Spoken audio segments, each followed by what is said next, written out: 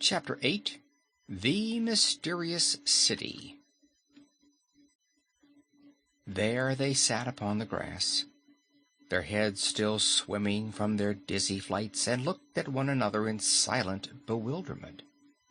But presently, when assured that no one was injured, they grew more calm and collected, and the Lion said with a sigh of relief, "Oh, who would have thought those merry-go-round mountains were made of rubber?" "Are they really rubber?" asked Trot. "They must be," replied the Lion, "for otherwise we would not have bounded so swiftly from one to another without getting hurt." "That is all guesswork," declared the Wizard, unwinding the blankets from his body.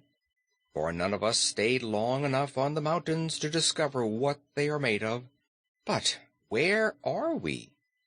"That's guesswork," said Scraps. The shepherd said the Thistle Eaters "Live this side of the mountains and are waited on by giants." "Oh, no," said Dorothy. "It's the Hurkers who have giant slaves, and the Thistle Eaters hitch dragons to their chariots." "How could they do that?" asked the Woozy. "Dragons have long tails which would get in the way of the chariot wheels." "And if the Hurkers have conquered the giants," said Trot, "they must be at least twice the size of giants. Perhaps the Hurkers are the biggest people in all the world." "Perhaps they are," assented the Wizard in a thoughtful tone of voice.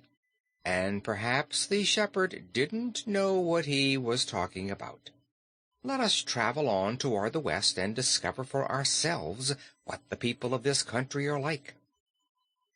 It seemed a pleasant enough country, and it was quite still and peaceful when they turned their eyes away from the silently whirling mountains. There were trees here and there and green bushes, while throughout the thick grass were scattered brilliantly colored flowers. About a mile away was a low hill that hid from them all the country beyond it, so they realized they could not tell much about the country until they had crossed the hill. The Red Wagon having been left behind, it was now necessary to make other arrangements for traveling.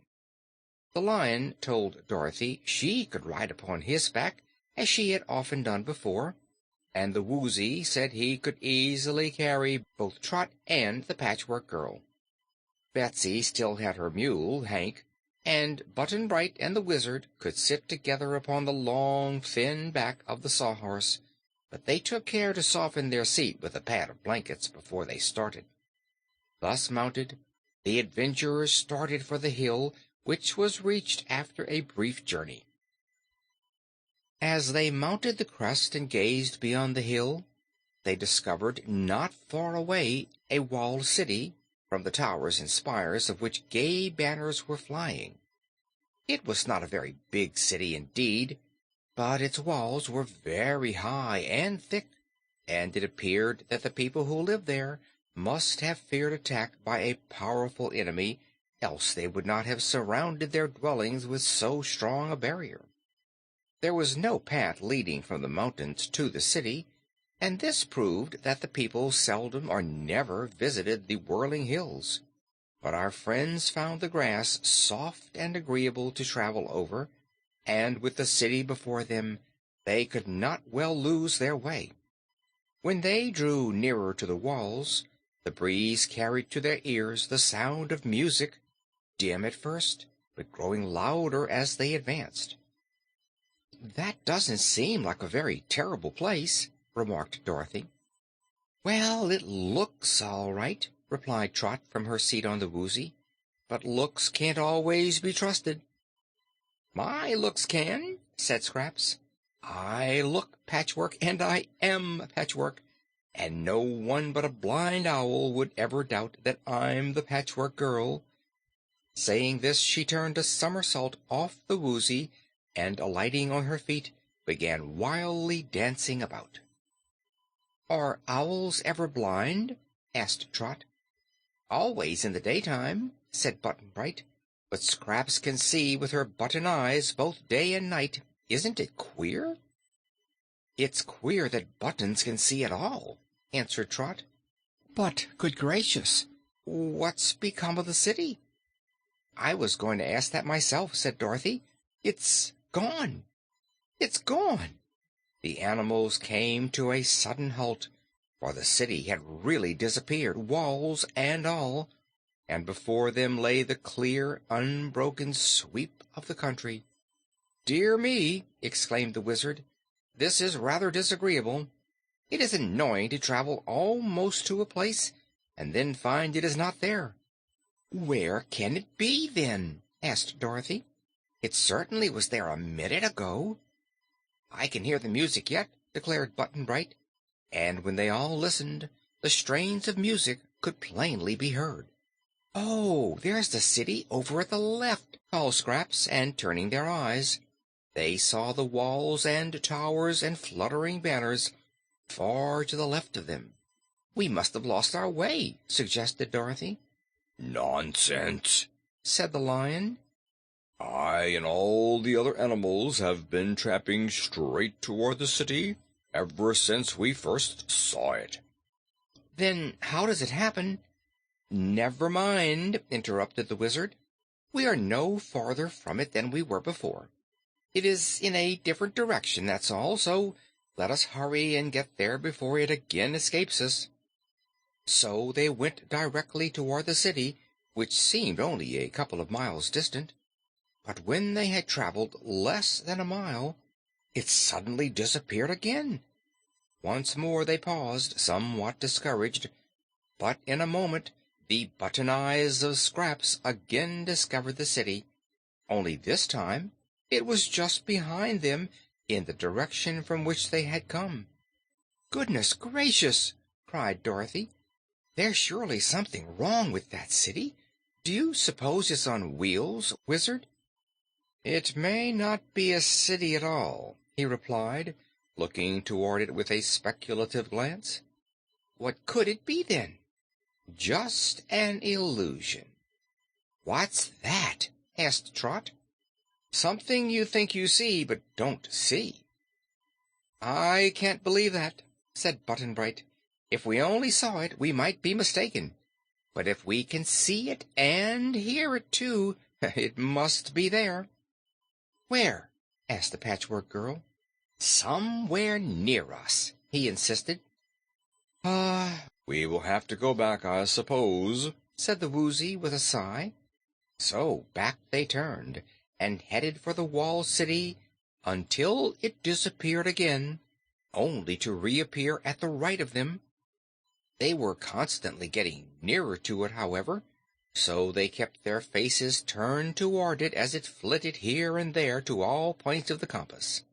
Presently the Lion, who was leading the procession, halted abruptly and cried out, "Ouch!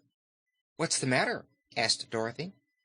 Ouch! Ouch!" repeated the Lion, and leaped backward so suddenly that Dorothy nearly tumbled from his back. At the same time Hank the Mule yelled, "Ouch!" "Ouch! Ouch!" repeated the Lion, and leaped backward so suddenly that Dorothy nearly tumbled from his back. At the same time, Hank the Mule yelled, "Ouch!" almost as loudly as the Lion had done, and he also pranced backward a few paces. "It's the thistles," said Betsy. "They prick their legs."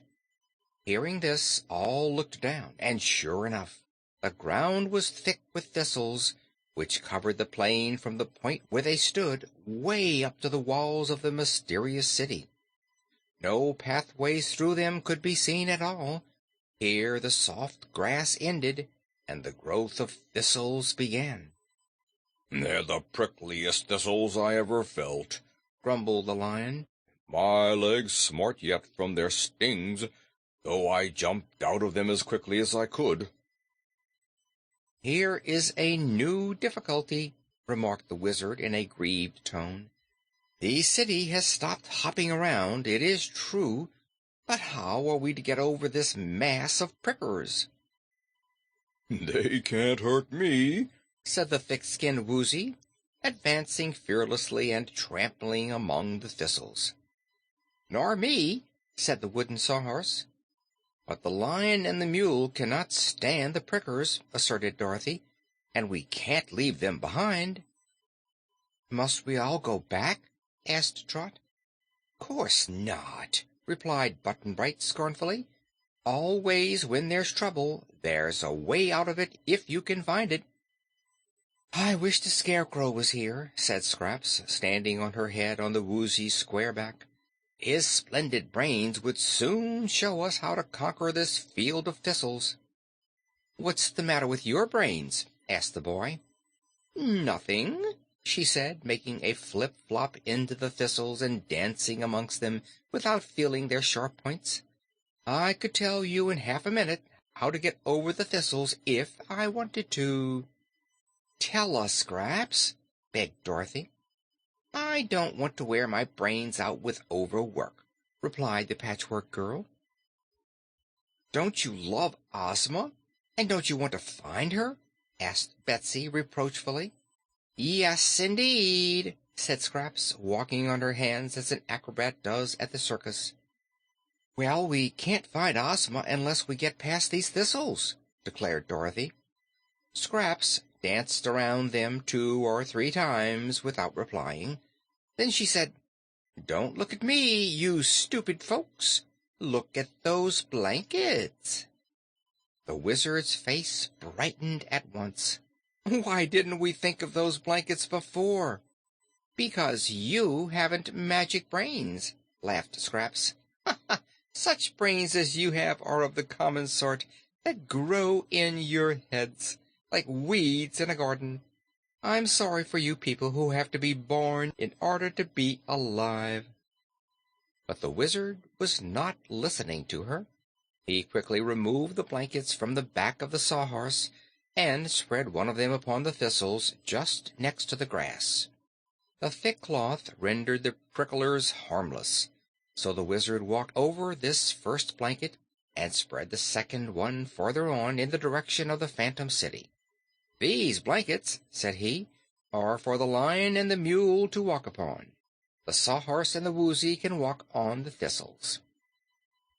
So the Lion and the Mule walked over the first blanket and stood upon the second one until the Wizard had picked up the one they had passed over and spread it in front of them, when they advanced to that one and waited while the other one behind them was again spread in front. "This is slow work," said the Wizard, "but it will get us to the city after a while." "The city is a good half-mile away yet," announced Button-Bright. "And this is awful hard work for the Wizard," added Trot. "Why couldn't the Lion ride on the Woozy's back?" asked Dorothy.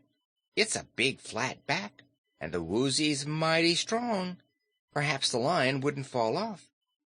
"You might try it if you like," said the Woozy to the Lion. "I can take you to the city in a jiffy and then come back for Hank." I'm afraid," said the Cowardly Lion. He was twice as big as the Woozy.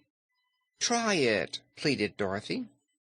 "And take a tumble among the thistles?" asked the Lion reproachfully. But when the Woozy came close to him, the big beast suddenly bounded upon its back and managed to balance himself there, although forced to hold his forelegs so close together that he was in danger of toppling over. The great weight of the monster lion did not seem to affect the Woozy, who called to his rider, "Hold on tight," and ran swiftly over the thistles toward the city. The others stood on the blanket and watched the strange sight anxiously. Of course the lion couldn't hold on tight, because there was nothing to hold to, and he swayed from side to side as if likely to fall off any moment. Still, he managed to stick to the Woozy's back until they were close to the walls of the city, when he leaped to the ground. Next moment the Woozy came dashing back at full speed. "There's a little strip of ground next to the wall where there are no thistles," he told them when he had reached the adventurers once more. "Now then, friend Hank, see if you can ride as well as the lion did." "Take the others first," proposed the Mule. So the Sawhorse and the Woozy made a couple of trips over the thistles to the city walls and carried all the people in safety, Dorothy holding on to little Toto in her arms. The travelers then sat in a group on a little hillock just outside the wall and looked at the great blocks of gray stone and waited for the Woozy to bring Hank to them. The mule was very awkward, and his legs trembled so badly that more than once they thought he would tumble off, but finally he reached them in safety, and the entire party was now reunited. More than that, they had reached the city that had eluded them for so long, and in so strange a manner. "The gates must be around the other side," said the Wizard. "Let us follow the curve of the wall until we reach an opening in it." "Which way?" asked Dorothy. "We must guess that," he replied. "Suppose we go to the left. One direction is as good as another." They formed in marching order and went around the city wall to the left.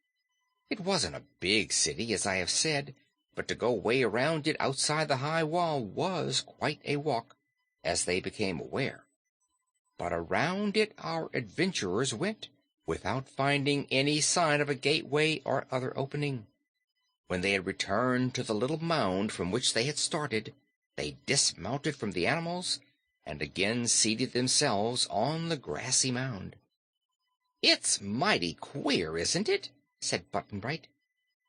"There must be some way for the people to get out and in," declared Dorothy. "Do you suppose they have flying machines, Wizard?" "No," he replied, "for in that case they would be flying all over the Land of Oz, and we know they have not done that. Flying machines are unknown here. I think it more likely that the people use ladders to get over the walls." "It would be an awful climb over that high stone wall," said Betsy. "Stone, is it?" Scraps, who was again dancing wildly around, for she never tired and could never keep still for long. "Course it's stone," answered Betsy scornfully. "Can't you see?" "Yes," said Scraps, going closer. "I can see the wall, but I can't feel it." And then, with her arms outstretched, she did a very queer thing. She walked right into the wall and disappeared. "For goodness sake!" said Dorothy, amazed, as indeed they all were. End of Chapter 8.